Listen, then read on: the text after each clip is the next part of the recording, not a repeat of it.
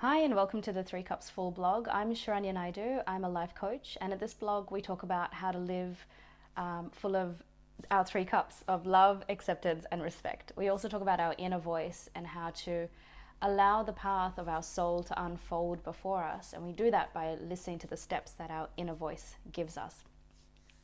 So, Merry Christmas, everyone. This video is all about looking ahead to 2018, and I'm going to do either a 2 or a 3-part series on New Year's resolutions. So, do they actually work?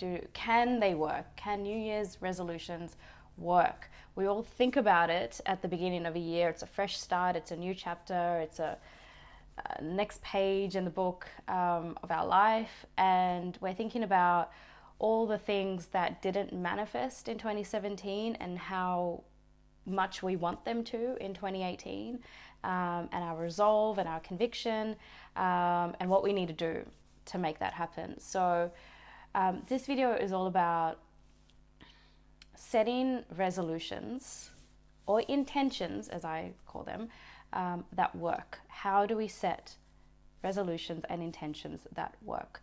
So I am guilty of setting intentions every year and them not working. So I have set intentions around body and getting stronger and more energetic. I've set intentions around my home and making it look the way I want it to, and learning habits that keep it in a state of tidiness, because I'm a messy person, and I wanted it to be organized. So that's been like a running theme. Thankfully, this year and last year, the house stuff has been sorted out, and there's other videos that I've done on minimalizing the house, decluttering, and making sure your home is like a haven. But 2017 was a different approach to resolutions for me. So I don't have the book with me. I'll put an image up of Danielle Laporte's book that talks about how to set intentions from a place of feeling.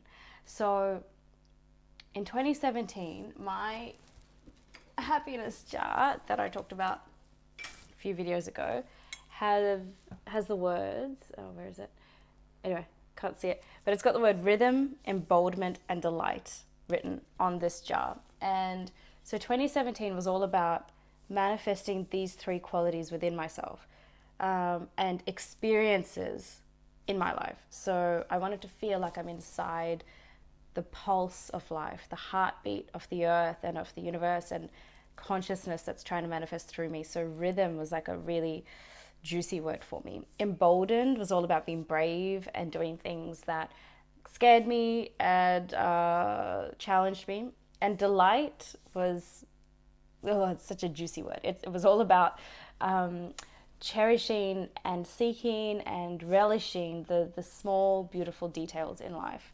And sometimes big details, but it was just this feeling of delight.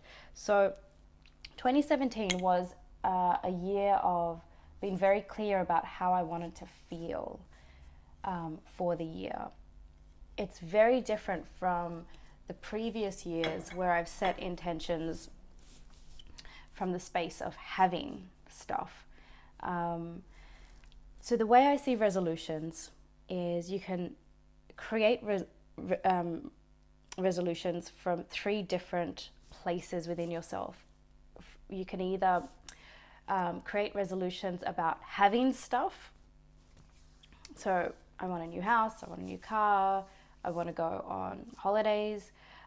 You can create resolutions from the space of doing things. So I want to create a business, I want to reach these milestones in business, I want to run a marathon. So these are doing resolutions that kind of give you a goal and you can get to it at a certain point in time. But this year, 2018, next year, I am going to set a resolution from the space of being. Who do I want to be in 2018? So resolutions of like having stuff, doing stuff, and being. What do I want to be? Who do I want to be? So if you follow me on Instagram, I recently went to this most magical place in New South Wales in Australia. It's called Shambhala Gardens. It's Crystal Castle, and honestly, they are the largest crystals you will ever see. There's some photos on Instagram of me standing next to these massive amethyst crystals, and it was just such a magical trip. It was a 1 day thing. I went with my mom, my grandma, my auntie, and my beautiful cousin, and the five of us had a girls' day out while the boys went and did golf. And it was just magical. So in this garden, there are different places to just kind of connect within, and there's this massive Buddha statue, and then like a labyrinth, a crystal spiral down near the Buddha.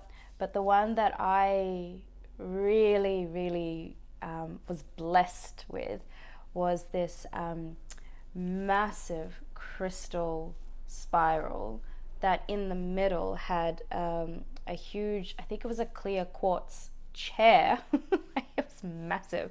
It's 2 pieces of crystal. And you sit in the middle of it. So basically you set an intention. And if you don't have an intention, the little plaque next to it said, allow this spiral to awaken the next layer within you. So your next layer of awakening, it has the potential to do that. So I didn't have any intention. I just went, okay, inner voice, soul, unfold. Just let's play. Let's just see what happens. And you walk in this circle in a, what is it? Anti-clockwise direction. And then you get into the middle of the spiral, and then you sit on this crystal seat for 5 minutes, being mindful that only one person can do it at a time. So you've got to make sure that the line is not huge. Luckily for me, it was quiet and no one was waiting for me. I could take my time. I sat on this crystal and just kind of downloaded stuff. And then once you're done, you unwind back out of the spiral. So it's kind of like this journey going deeper and deeper and deeper within yourself. And then finding your center and all the wisdom that comes from that place, and then kind of integrating and coming back out. And what came to me, what came from me when I did this walk were just 2 words, and they were go gently. And it gives me goosebumps talking about it. But the spiral path, this awakening brought these words to me, and it was go gently, go gently. And it really resonated within me. It really pulled at the deepest core within me. And then as I kept saying it, it just got a little bit broader. So it said, go gently and lovingly, go gently, go lovingly, go gently, go lovingly. And it really affected me. So I took my time coming back out. There was no one waiting, so I really took my time coming back out and just saying yes to that. Because when you hear your inner voice, you can say no. You can hear it and then go, nah, I'm doing this instead. So I really was mindful about saying yes to those words, go gently.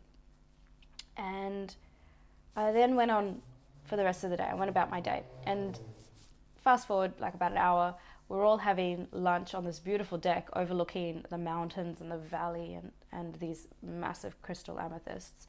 And I wanted to shout everyone lunch because it was my mum's birthday the next day. So this was like my gift to everyone and to her.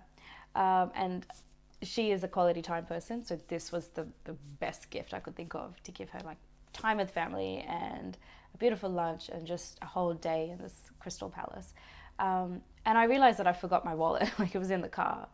So I thought, okay, let me go and get my wallet. So I left everyone at the table, and then I was rushing to the car to get my wallet to come back and then enjoy the lunch with everyone. And as I'm rushing to the car, I'm walking through all these beautiful pathways filled with flowers and crystals and everything. And this inner prompting just said, go gently. This is after going through the spiral path. She said, go gently. And I was like, oh, yes. Why am I rushing? Why am I in such haste? And I just decided to just slow down and go gently, just walk the path to the car and let that moment be part of the magic of the day, as opposed to feeling as though it was an inconvenience to forget my wallet and have to go there as a necessity rather than a joy, and and something that just needed to get done. It was like filler. It was like the day had some filler in it, and it's not the important part of it.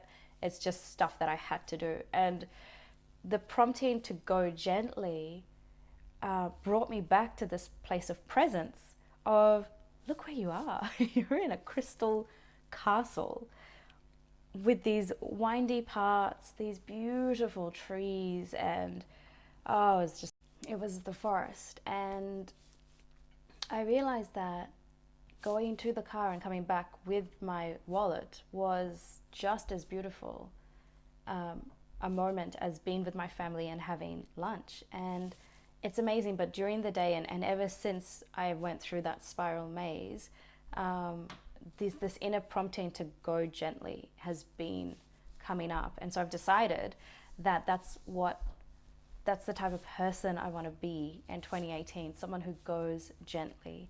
And to eliminate this feeling of rush and haste in my life. And I know that the inner core is to be, the second layer is to do, and the third layer is to have. And so if I can get the be right, then the doing will take care of itself and the having will take care of itself. And so I encourage you to think about, what do you want to manifest in terms of being in 2018? And let that be your kind of guiding light. And of course have goals of having stuff, having a stronger body, having a healthy body, saving money to buy a house or buy a car, to get promoted, to have all of these amazing outer goals as well. But if you go to the core of your inner space, who you are and how you behave from an inner space is going to affect all those things. So perhaps you might want to think of a quality that you want to develop. It could be consistency, it could be completing things, it could be patience, it could be non-judgment, it could be equanimity. So think in terms of qualities you want to cultivate. Who do you want to be in 2018? And allow that to be your resolution, because that is a win every single day. Like if you just do it a tiny bit today, it's just, okay, I noticed I was just a bit more patient today. That's a win. You don't have to wait till like November 2018 to have this resolution completed. And by being more patient or by going gently, everything that I do has the opportunity to then blossom with its own pace. It doesn't have my anxiety and my conditions and my expectations on when things need to come. And in that space, you open up, and you open up to receiving what the universe has for you. So you become in vibrational alignment with things that you were already desired, that's already in your desire bowl. And instead of manic thoughts and feelings getting in the way, mucking up your vibration to attract what you want, your vibration will match it, and that space of receiving will be open for you to receive it. So good luck with setting your resolutions this year. Everyone does it, and it's not a bad thing. Do it. We get better every year at setting them. Don't give up on it. It's a habit of intention. Like, how do we set our intentions? That's what a resolution is. And setting intentions are so key to living a fulfilling, nurturing, beautiful life. To live intentionally is is key to that. And so don't give up on setting New Year's resolutions just because it hasn't worked out in the past. Definitely set one. Set something. Steer your ship. You know, chart out your course and allow the path to unfold before you. So that's all for this week or today. I will see you all next time. If you enjoyed the video, please give me a thumbs up or subscribe to the blog at 3cupsfull.com.au. And if you think the message is helpful, then definitely share it with your friends. I will see you all next time. Bye for now.